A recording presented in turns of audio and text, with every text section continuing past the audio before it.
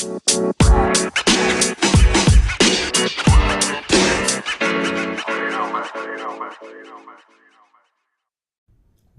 to the Business Blast Podcast. I'm your host, Tyler Wagner. This episode is brought to you by Authors Unite.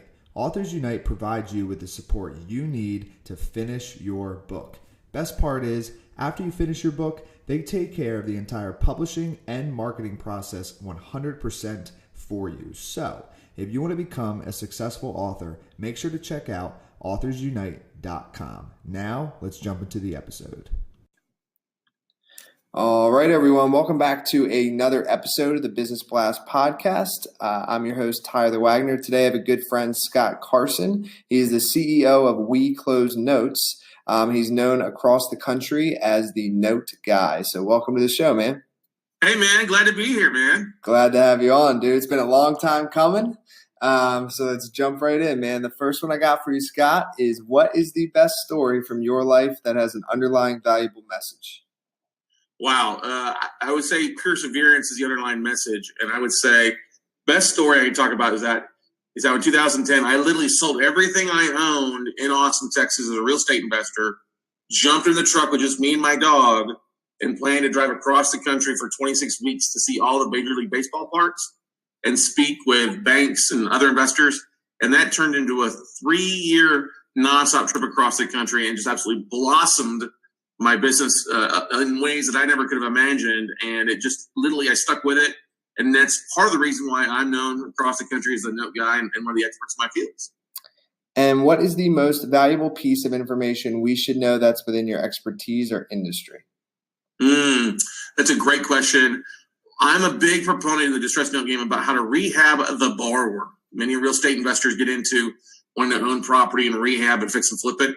We make more money being the bank. And so we work we buy debt instead of trying to take the property back. We try to work with the homeowner first and rehab them. You can create a true win-win scenario out there. It's one of the ways we'd like to talk about how we're making America great again, one defaulted mortgage investor at a time. I love it.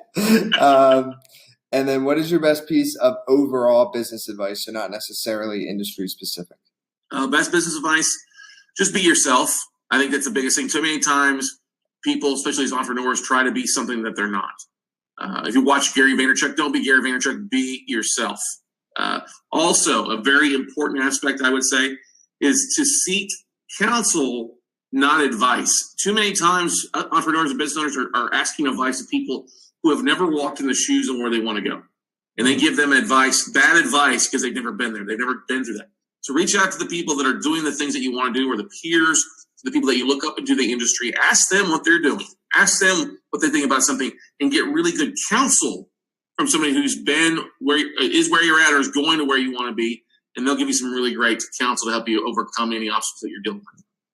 And if you could give your younger self one piece of advice, what would that be? Quit worrying about the namesayers. Quit worrying about the ugly people out there that tell you can't do something. One of my mentors early on in life told me about the 33% rule. 33% of people in your circle, in your tribe, are going to love you. 33% of people are going to hate you no matter what you do. So don't focus on the haters. Focus on the people that love you and the people in the middle that don't know you, that are on the fence. Because if you focus on the good, you won't ever have to worry about the bad. And kind of going a little bit of a different path, in your opinion, what is the key to happiness? The key to happiness is being able to do something that you can enjoy, something that gets you out of bed every day. That can be working for a job or working for yourself. Whatever it is, the key to happiness is just doing something that you not only you can make money at, but also inspires you, invigorates you, and re-energizes you on a daily basis. And what is the best book that you've read, and what was the number one thing you learned from that? Oh, this is really easy. It's a book that we give away hundreds of copies every year. It's the Better Business book. No, I'm just joking. I was like, yeah. We do give away a lot of copies. But there's a short second to the first one would be Think and Grow Rich, Outwitting the Devil. It's written by Napoleon Hill, who wrote Think and Grow Rich, but also it was rewritten. It was written back in 1938, never released. The Napoleon Hill Foundation came across it and gave it to Sharon Lechter, who's the co-author of Rich Dad, Poor Dad. And she wrote the book, and it's a discussion of Napoleon Hill interviewing the devil. talking about what makes the devil so successful. And what he goes on to say in the book is that successful people are those that are the most focused. They don't chase squirrels. They don't, quotation marks, drift. And it's one of the most powerful books about being focused and sticking to your guns and finding successes that way. Because successful people aren't ones that are trying to do too many things. They're focused on one thing.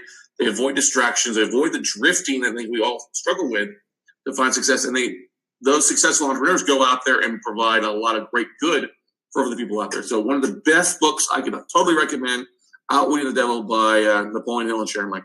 Yeah, dude, that's one of my top ones as well. I remember when I listened to that on audio and it changed my life. Like, I think a lot of people and Think and Grow Rich is incredible. Like, I'm not taking away from that, but I think a lot of people read Think and Grow Rich and then they stop there.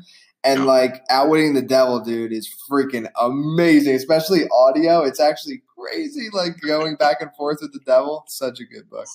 It's totally great, man. Totally great. It's totally life-changing. It's one of the things I try to read at least once a year. Yeah. So next one I have for you is, what is your favorite quote and why? My favorite quote is by Ralph Waldo Emerson, where it basically talks about instead of taking the path well known, go through the forest and hack your own path. I'm misquoting anything right now because you caught me off guard in that, but it's okay. don't go where there is a path. Go and leave a trail so that others can follow you. Yes, man. Dude, thank you so much for coming on. The last one I have for you before we let you go is, where can our audience best find you online? Really easy. Just look for WeCloseNotes.com or look for @OneScottCarson across the different social media handles. Perfect. Thanks again for jumping on. Thanks, man. The podcast you just heard was published with Anchor. Got something you want to say to the creator of this show? Send them a voice message using the Anchor app, free for iOS and Android.